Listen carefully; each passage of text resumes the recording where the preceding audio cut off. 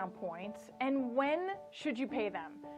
So I get asked that question all the time, and I want to go through, because what even is a loan discount? I mean, it just seems like an additional fee for the loan. There's a strategy to using loan discount points. So when you get quoted a rate, you get quoted a market rate. A market rate for your scenario, whatever that is, whether it's a purchase, a refinance, your credit score, how much down, what kind of product you're buying. All of those come together to determine what a market rate is for your scenario. That market rate can be adjusted by you.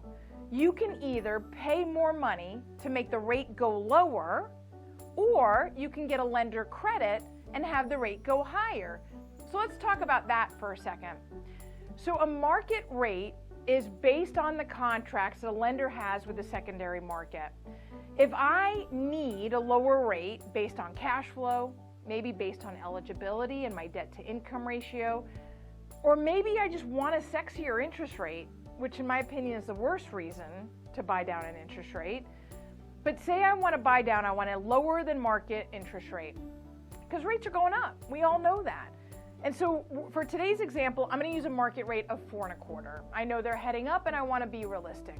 So maybe I could buy that rate down to 4 or 3.75.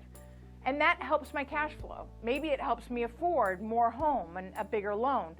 Or maybe I just want that because I want to hold on to this loan for the next 30 years and I know it's going to pay back.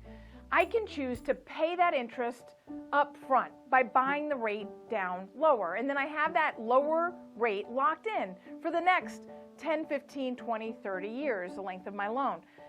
Alternatively, if my appraisal comes in low and maybe I'm strapped for my down payment funds to close, I could take a slightly higher interest rate, depending on the difference of the monthly payment, to get cash back from the lender at the closing table. These fees get charged at the closing table. You don't have to pay up front. So I might take a higher interest rate to get some money back to help offset those closing costs. These are decisions that you should be talking through with your lender. What makes the most sense? Do I just take the market rate that I was quoted? Or is there an alternative rate that suits my long-term financial goals better? So I want to give you two examples. One is a primary home and one is an investment property.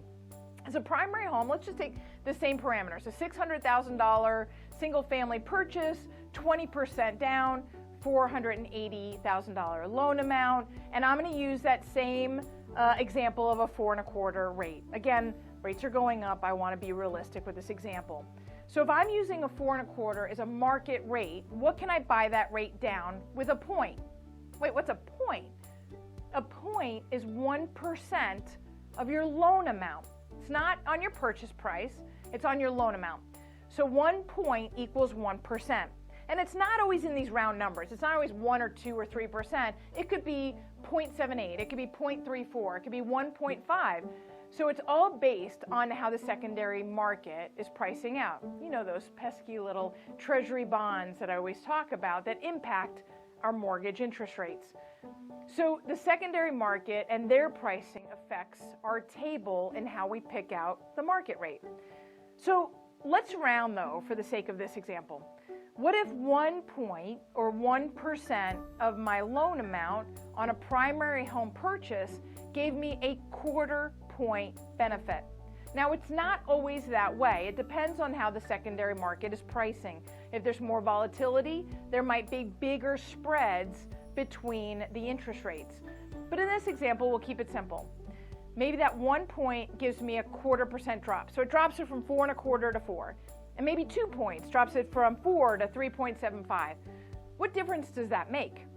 Well, in a primary home, in this example, a 1/4 point, or really for any loan, a 1/4 point is what it is, dropping from 4.25 to 4 to 3.75, each one of those jumps saves me $69 a month. So the monthly payment at 4.25 is $23.61. The monthly payment at 4 is $22.92. And the monthly payment at 3.75 is $22.23. Each of those dropping down. Now the difference in the monthly payment gets divided into the cost for buying the rate down to determine how long will it take me to make that money back. So in this case, if I take the $4,800, the 1% of the loan amount, and I divide it by the $69, it's going to take me over 5.5 years to make that back. The same is true for the 2%. So 5.5 years, that's a long time. It's exactly 5.8 years or 69 months. How long will I be in that home? Am I going to convert it to a rental and keep it for 30 years? Could I use that $4,800 elsewhere? Could I invest it in something else and get a better than a 4.25% rate of return? Those are the questions that you should be asking yourself and going through with your lender, because you want to make the best financial decision. You don't want to just choose to buy the rate down because you don't like the fact that the rates have gone over 4% and you want a sexier interest rate. I mean, I get that, I do. But that shouldn't be the basis for spending the money. The basis should be a strong financial decision, giving a review of all of your parameters and the opportunity cost.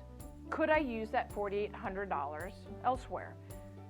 In that same structure, but if I flip it to an investment property versus a primary home, interestingly, the secondary market prices it out, so I have a bigger drop.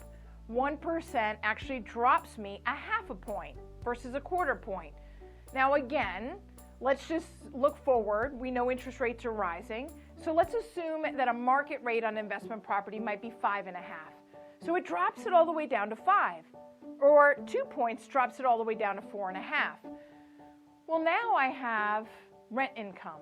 And so I have to look at cash flow. Does dropping the interest rate and dropping the monthly payment make sense for the cash flow that I'm collecting from the renters? And does it pay back faster? It does, because it moved the needle 0.5 point versus 1/4 point. So in this case, paying 1% or $4,800 gives me a benefit of $148 per month. Well, that pays back in 2.7 years or 32 months. So that is significantly different and shorter. So again, do I look at this and go, can I make more than a 5.5 rate of return on that $4,800 if I invest it somewhere else? Or does that money best suited for this investment where I have rental income and I'm operating on cash flow? So looking at cash flow, looking at your cash to close is imperative, and your long-term goals. Does dropping it that little bit extra allow you to pay off that mortgage in 20 years or 25 years, allowing you to use that money for retirement? I mean, there's so many questions that could go into, do I buy the rate down? Does this make sense for me and my financial goals? Don't do it because you don't like where rates are going, because rates are going up. And that's okay. Historically, we have some of the lowest interest rates we've ever seen. So make sure if you're buying the rate down that you're doing it for the right reasons. And we'd love to explore that with you. My name is Nicole Rueth with the Rueth team of Fairway Mortgage. And if you want to go through your numbers and make the best decision, we'd love to help you do that. We'll talk to you soon.